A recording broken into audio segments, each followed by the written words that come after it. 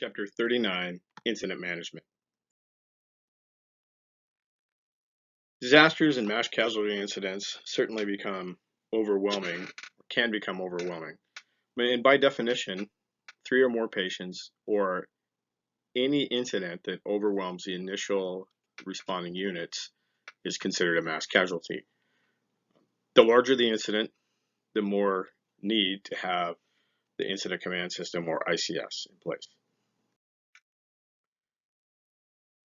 So on a national level, the National Incident Management System was developed. It helps promote effective communication and both on regional, state, and national levels.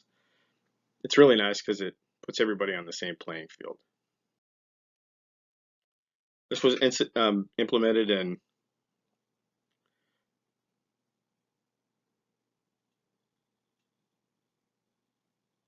in 2004,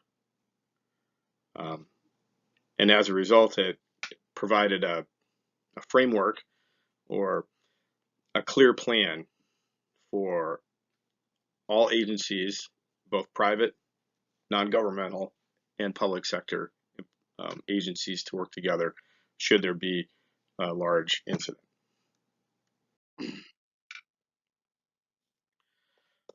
As with most command systems, there's organizational structure. Has to be flexible, but it also has standard terminology so that everybody is using the same playbook. Some of the major components for the NIM system are preparedness, communication, and information management, resource management, command and management, and ongoing management and maintenance.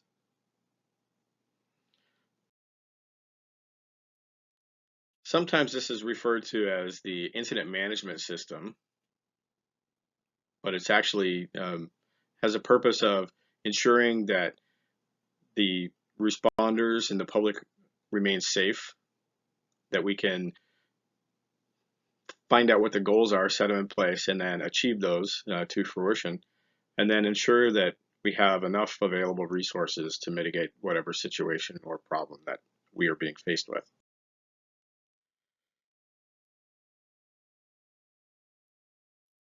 This helps us prevent duplication of effort and what we call freelancing. Limits the span of control. So typically one supervisor can effectively manage 5 to 7 people. Beyond that, and that supervisor has a supervisor that manages those 5 to 7 people, and so on and so on. Hence the divisions, the branches, and the groups, so that we can accomplish the common goal of mitigating whatever incident it might be. Here's an example of what that might look like on an incident command board.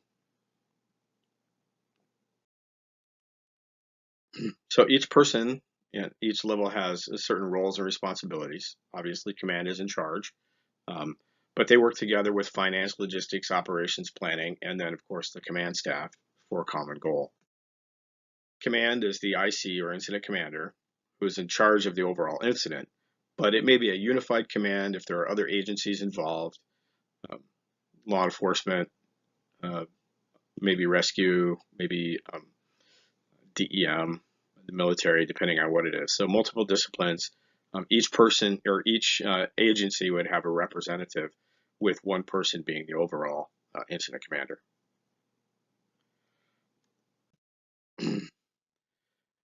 Mitigation of large-scale incidents, such as the mudslide that we had in Snohomish County a few years ago, requires some expenditure of monies so that we can get things done, which ties in well with logistics, because we have to be able to communicate with each other. We have to have the right equipment.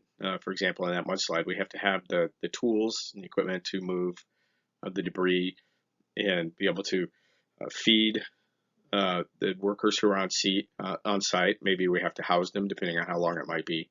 So all of this stuff needs to go through logistics and finance. Operations is they're the ones who actually kind of get the stuff done. by handling, by um, um, carrying out the wishes of the incident commander. And then planning. They think about things that could happen, how we might best make things work, and then plan ahead and develop the IEP or incident action plan.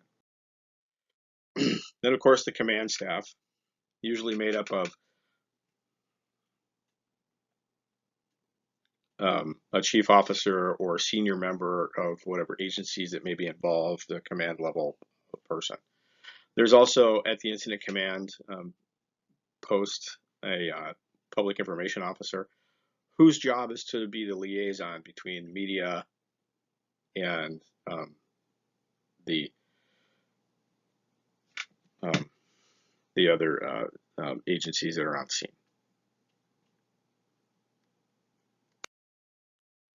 Of course, the PIO also makes sure that the members of the other agencies or details that are on scene, part of the ICS, are also informed of what might be necessary to happen. Communication has typically been one of the most difficult things to manage on any large scale incident, in part because many agencies have different response frequencies, different communication models. They don't all have the same channel that they can talk to, etc. So as a result of that, um, in some areas, they have instituted a special radio frequency that is just used for large scale events like that, so that everybody can kind of be on the same page. And then now with the proliferation of cellular telephones, it makes communication a little bit easier. But remember, communication comes in many forms. It's not just spoken, but it's also written via computers, etc. So it can be still kind of a difficult thing to manage. And of course, before the event happens, there needs to be set up teams in place that are able to mobilize relatively quickly and then deploy to wherever it might be. One of the largest examples that we have recently in our area, aside from the Oso mudslide, is anytime we mobilize people for wildland fires. They go through kind of a similar kind of thing with mobilization and then deployment to where they're needed. And there's a briefing. There's subsequent briefings. Once they arrive at the site, there's more briefings to find out what their jobs are actually going to be. And this is a perfect example of what the National Incident Management System, or NIMS, is all about, and then how they use ICS. Accountability means that we got to keep track of our people. So there's a sign in, sign out sheet. Fire service uses a passport system where you tag in, tag out, whatever that system might be. There needs to be accountability for every person that's on scene at that location, at that incident, and what their job is. Any deviation from that assigned task is what we call freelancing. So during the preparedness phase, this is before the event happens, we look at basic planning. What happens if this happens in our area? What happens if we have a mudslide or a brush fire, a wildland fire that goes out of control? What are agencies' capabilities, and what should they be? What can they be? And where can we get the training so that we can practice that, so that in the event we have the ability to act? When the initial units arrive on scene, they have a preliminary decision. Do they have need to activate an MCI plan, a multiple casualty incident? Do they have enough resources to mitigate the situation that they see right now, or do they need to get more help? Large or small incidents, there's always somebody in command. Somebody has to be in charge. So typically, if we go to a motor vehicle collision, or for example, we arrive on scene, and it is assumed that the first initial unit will be initiating command. They're kind of a mobile commander. They're moving around. They're making requests as needed. and then they investigate what's going on. Once a command level person arrives on scene, be it a company officer or a battalion chief or deputy chief or whatever it might be, then they establish command, and now that command post is now stationary and doesn't go anywhere, and people can come to them or they can contact them via radio or other communication necessary. And that person kind of gets a constant updates of what the situation is happening, and tries to develop their best 360-degree plan of what's going on that incident. This is where communication is vital. It's good if we can communicate certain things over the radio so that everybody on the event has an idea of what's going on. The downside to that is it clogs up radio traffic, and sometimes groups that are tasked to a certain level may operate on a different frequency.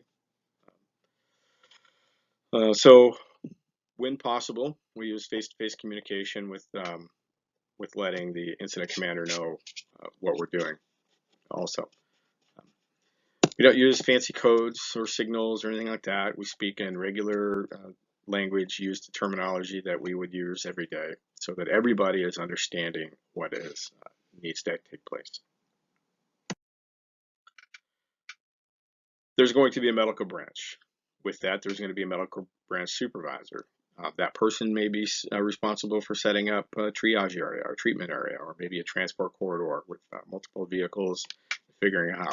There may be a transportation officer whose job is to contact the receiving facilities and find out who can take what patient, etc., and what type of transport units may be needed to help facilitate that. Within the medical branch, we see the EMS branch is divided into triage, treatment, and transportation. I just briefly spoke about that. And each one of those groups has a supervisor who is tasked with the details that are outlined on the slide. And they do the best to their ability to mitigate the situation in front of them. It is vital that each person on a mass casualty incident stay task focused. You've been given an assignment, and that is your assignment, and try not to deviate from that.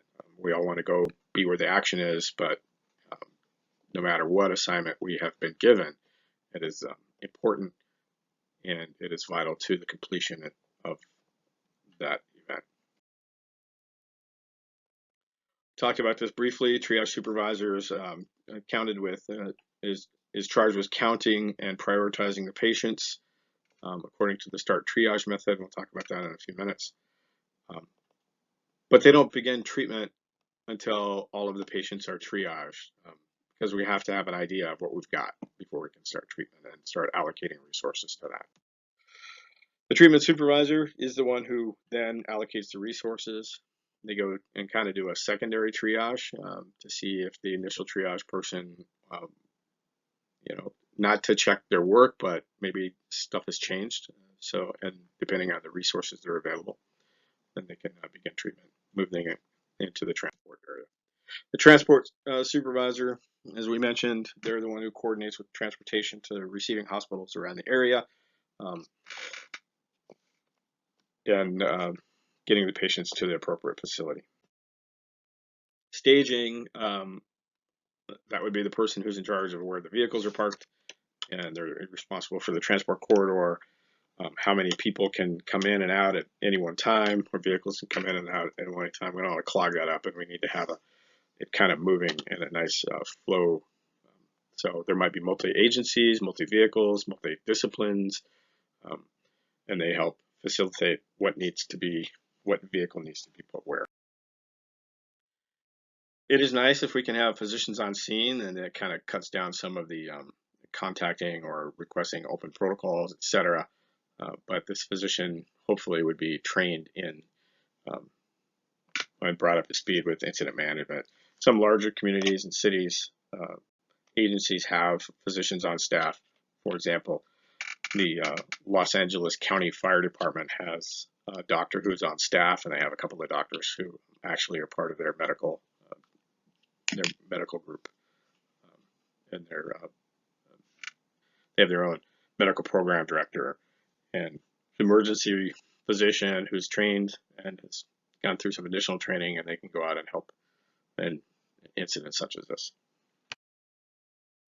Got to have a rehab. You got to have a place where people can go and take a break, um, get some food, uh, drink some water, and just kind of decompress for a second.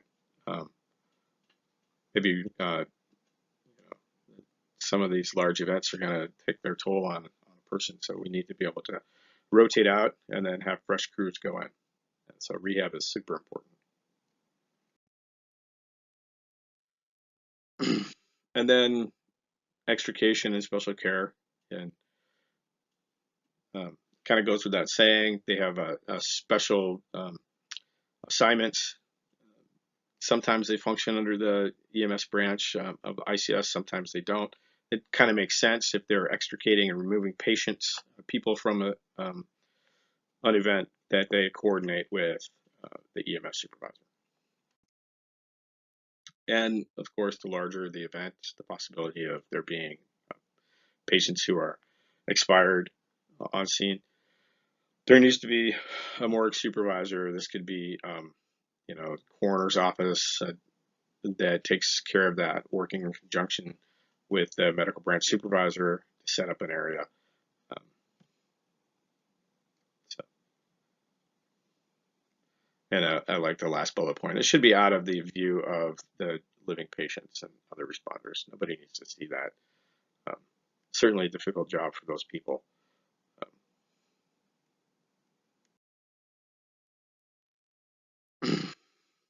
So mass casualty events, incidents, by definition, involves 3 or more patients. Um, and as I mentioned already, can put a great strain on the initial responding units, or maybe our entire agency, um, whatever it might be. Think about where you live and where you might be working. Remember the duck boat crash that happened on the Aurora Bridge a couple years ago? If that same crash had happened in Kitsap County, that would have overwhelmed our system. And I mean, as it was, that was a mass casualty incident for the Seattle Fire Department. They had more people arriving on that scene, and it was just a small portion of the people they had working that day than we have firefighters working on any given day in Kitsap County.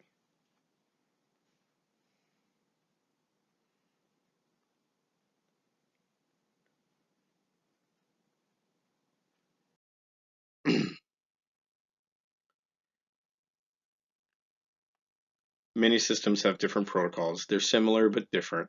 So you can't just say, you do this, you do that. You have to sit down, you have to talk about it. It is nice in, Kitsap County, for example, we kind of all work off the same playbook, but each agency has some different ideas of what that playbook represents, or how to interpret it. We never want to leave the scene if we think there are people there. Declare the MCI early. It's it's easy to dial it back if we have more people than we need, but it's a lot harder to get resources committed to that if we haven't established or requested or declared the MCI early.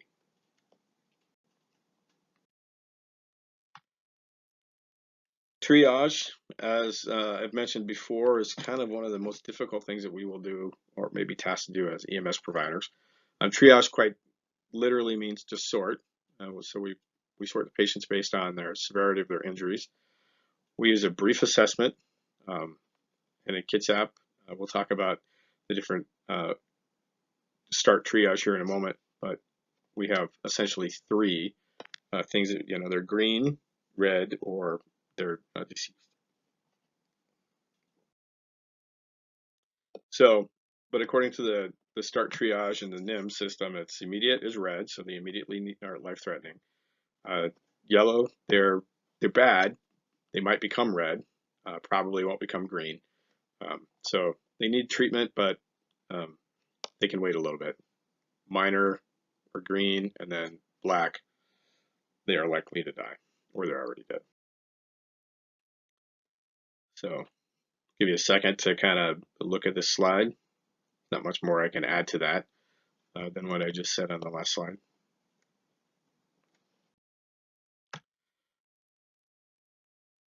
The quicker we can do triage, the better, the easier it is to keep track of the people that are there on scene.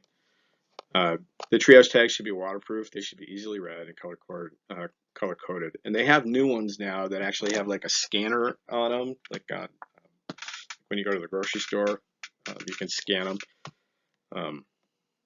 But of course, they have the scan, they have the little barcode on them, but not every agency has the ability to read that. But they are waterproof. Use a green pencil or something like that. So start is simple triage and rapid treatment. So the first step is to call out all the patients who can directly, walk or whatever. And so you just say, hey, if you can get up and you can walk, go over here and stand by that tree or whatever it might be. And then even if they're injured and they can walk, so walking wounded, that kind of stuff. So they would be some mostly green patients, but maybe a yellow patient or two might do that.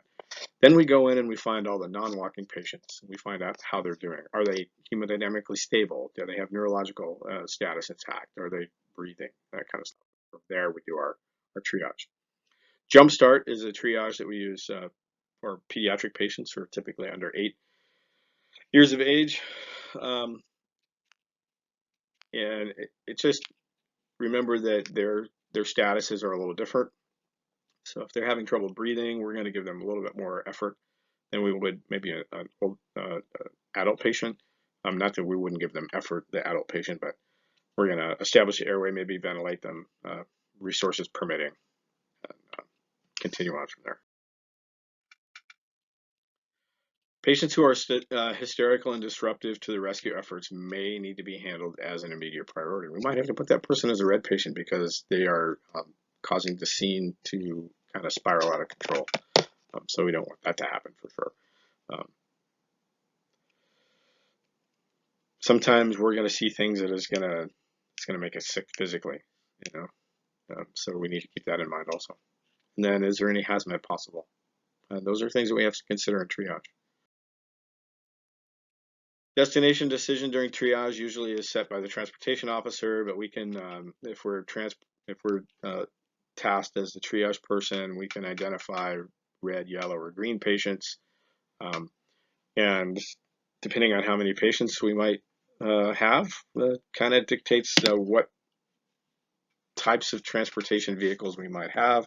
It's nice if we can get a bus for green people, then they can all climb on the bus and be transported. And sometimes we just need to transport them out of the area that we're in, so we can take a look at them closer. Maybe they don't need to go to the hospital, but they certainly need to be looked at.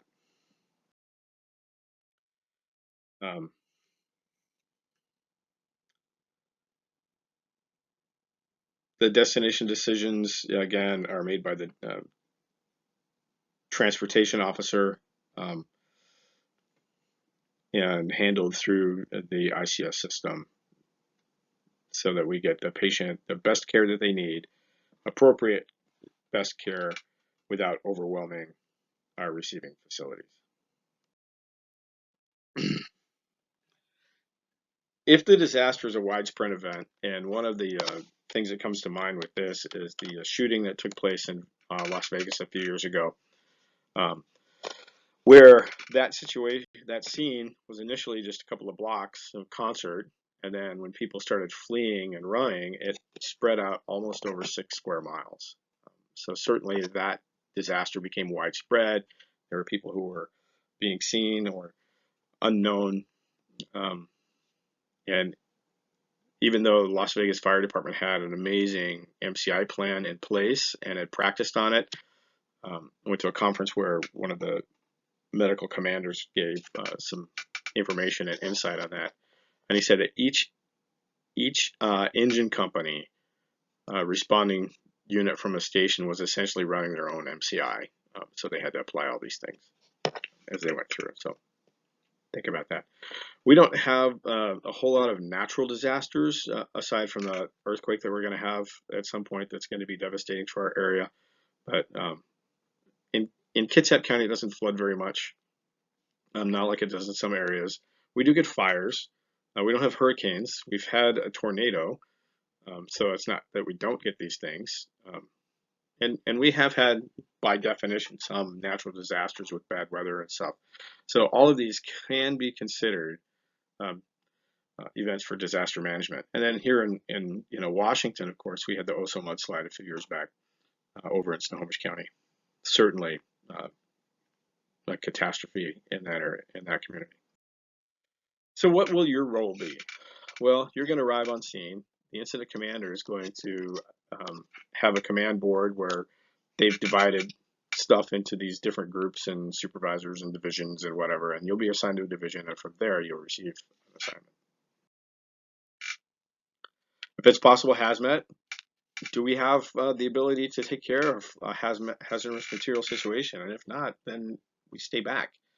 Um, we can't assist the patients if we become a patient ourselves.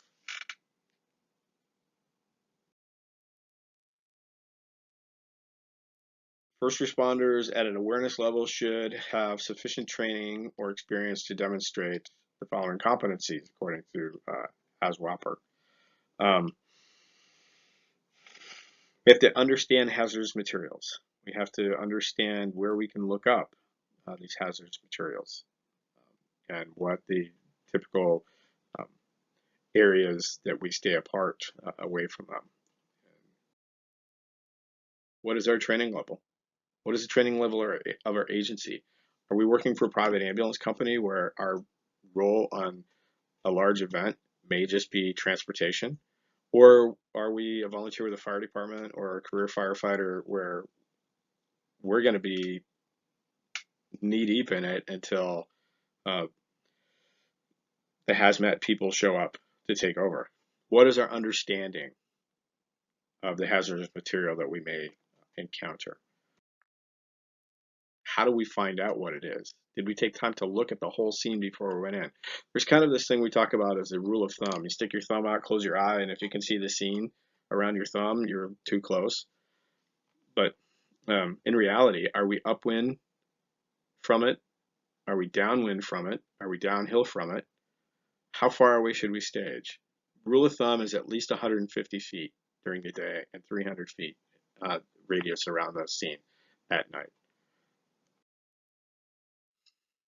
What was it that crashed? Was it a truck carrying hazardous materials, a gas truck, a propane truck? Um, was it a rail car? We don't have a whole lot of rail cars in Kitsap County, but some of you don't live in Kitsap, and um, you have rail cars that carry all kinds of industrial stuff. The rupture of a natural gas line. We do have natural gas here, and people have dug into the gas lines. And what kind of problems is that going to cause? Fuel tanks, buildup of methane gas. We have some swimming pool areas in our swimming pools, community swimming pools in our area that have chlorine gas. All of these things can be cause for for a hazardous material response. What type of occupancy was it, or what's the location? Where did it crash? What happened? Recognizing all of these things. And then what is our senses telling us? What is the sight and sound telling us, or what's going on? Do we smell odors that shouldn't be there? Do we have technology that can help us avoid these areas? And if not, perhaps we need to stay back even further. What does a container look like? What is the type? Non-bulk or bulk? Do we have the proper resource to identify the type of container and what the contents might be? How big is it? What is it holding? Is it encased in another container? Is it a tandem truck? Is it an intermodal tank? Many questions running through our mind as we're going through this. Does it look like this? Notice markings on the side. But are those general markings? Is it something that we can look at? We can maybe see, look up what the chemical number might be on the side. Container like that. kind of indicates that, ooh, something, they don't want it to tip over or roll around, you know. Is it a gas can? Or does that carry water? Or do we know what's in it? The Department of Transportation has labels and markings that will allow us, placards and such, that allow us to have an understanding and identify what the contents of that placard might be, or of that vehicle might be, based on the placarding. Here's an example of some of those placards.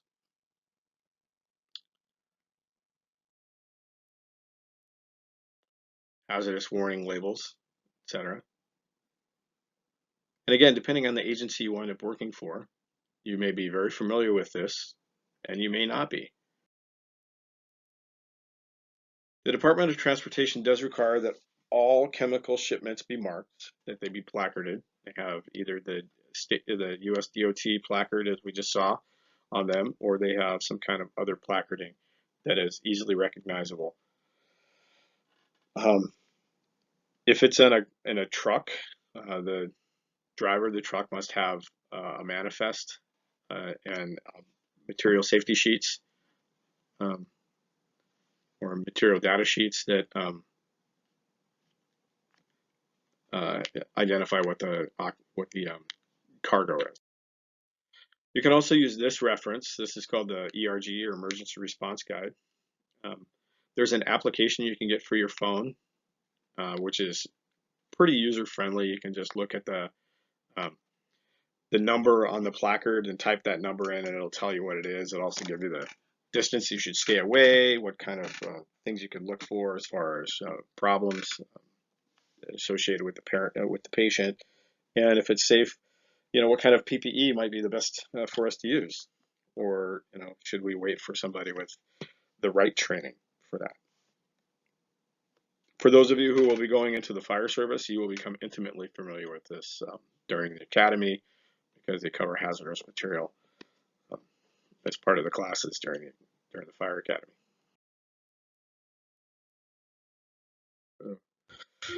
Talked about the shipping papers already, um, material safety data sheets, etc. So they have to be available for you to look at.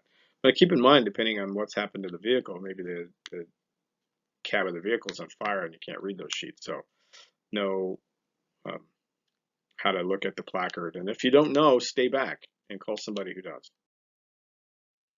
Chemtrec, or Chemical Transportation Emergency Center, is a nationwide agency, and it's 1-800-CHEMTREC.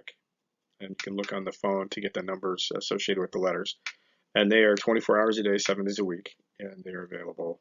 If you don't know what it is, um, describe it the best you can, and they'll hope they'll be able to help you. And then look for any visible clouds, strange smoke, anything that doesn't look right. Do not go into any cloud that you're not sure what it is. Do not drive your vehicle in there. If you see somebody passed out and there's a cloud of smoke around a vehicle, wait for somebody with proper PPE, respiratory protection, before you walk in there. There are certain gases, anhydrous ammonia being one of them. It's transported in rural. It's used often in farming for fertilizer, to help mitigate fertilizer in the ground, but it is very toxic um, in large quantities. And there's other gases that, when sprayed with water, can turn to acid into our lungs, and so if we don't know, don't go into that situation. Call the hazmat team. Call them early. They would rather come out and it be nothing than to come out and have to um, pick up your body, the body of other rescuers, because we thought, oh, it's no big deal. It's clear outside. There's no air moving or anything like that. Hazardous materials, especially gaseous hazardous materials, don't care if you're inside a building or you're outside. If they're dangerous, they're dangerous.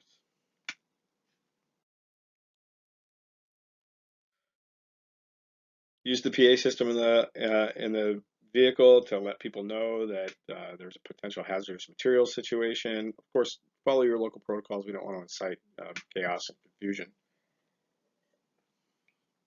But let them know the best thing to do is to shelter in place, to stay. If you are not in the situation, if you're not close to the scene, but you are around where you can hear, stay where you're at. Stay inside. Don't become part of the problem. In our hazmat operations, most likely, unless you are a hazmat tech, we are going to be in the cold zone. There'll be a decontamination corridor. The technicians will go on and mitigate the situation. They'll come through the warm zone. They'll be washed off, stripped, washed off, reclothed, and then come out into the cold zone where they'll be medically evaluated and treated. Under most everyday types of situations, sometimes you have to do treatment in the warm zone. We talked about this. Hot zone is where the spill is, or the actual hazardous material, or whatever it might be, is. The warm zone is kind of that area, the transition between the hot and cold.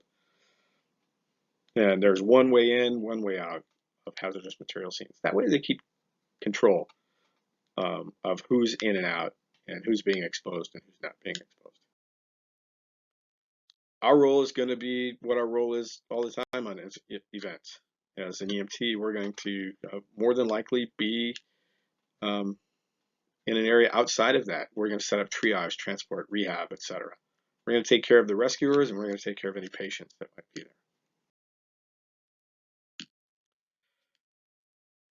there. NFPA 704, it's a hazardous material classification, the vertical standards of firefighting through the National Fire Protection Agency. And they are defined as the following: high levels of toxicity, fire hazard, chemical reactive hazard, and any other special hazards. Toxicity levels are a measure of how it affects your health,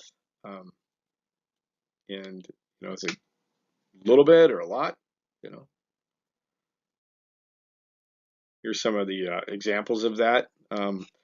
With little or no hazard, we can be protected with just our normal PPE. But if we have slight hazard, maybe we need a SCBA and a level C suit, or maybe an SCBA and a level, a higher level suit. Level A is the most hazardous. It's a completely self-contained, chemical-resistant protective clothing that person goes inside, wears an SCBA, a self-contained breathing apparatus, and inside of that suit is essentially its own safe environment. Level B is a non-encapsulated suit, but pretty much kind of the same way, with the exception that it's just non-encapsulated. But again, requires breathing apparatus because you can't breathe inside. Air protection, eye protection, or eye protection. Level C could be protective clothing such as turnout gear, firefighter turnout gear, and an SCBA. And a level D suit is just what we wear to work, our regular uniform. Here's an example of what they might be. Notice in this this picture, the level D has a mask that looks like an N95 mask. Looks like an N100 mask on the level C, but still an encapsulated suit.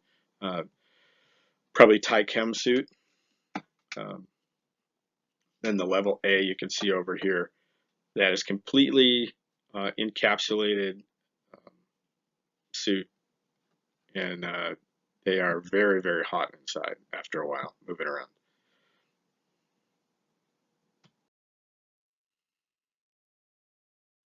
So caring for a patient is not unlike caring for a patient anytime. There are some inherent risks when we take on this job and this occupation.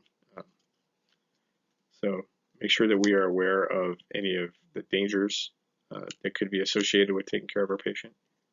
What kind of contaminants do they have on them?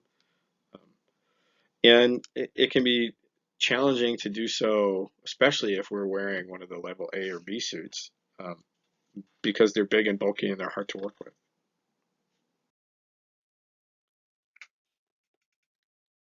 We have to address any trauma related to any of the mechanisms, vehicle crashes, fires, etc., and treat our patients the best we can. Remember ABCs, most serious injuries from death from hazardous materials result from airway and breathing problems, whatever the gas might be or whatever it is. I mentioned phosgene gas, for example, um, used also in farming and agriculture um, as a fertilizer, or to help fertilizer, I think, get into the ground better, um, is very has a very negative reaction with water. It used to be, oh wow, here's a cloud, we'll just spray it down with water. But what we do is we spray it down with water, and then it turns to sulfuric acid in our lungs, and that's not good. Um, so then we're dead. So breathing apparatus. Wear SCBA if we need to take care of a patient in the warm zone. At least 2 pairs of gloves, glasses, safety shields, protective clothing, respiratory protection, as we mentioned. It's kind of like taking care of a patient today, with the exception of the SCBA, um, with the coronavirus.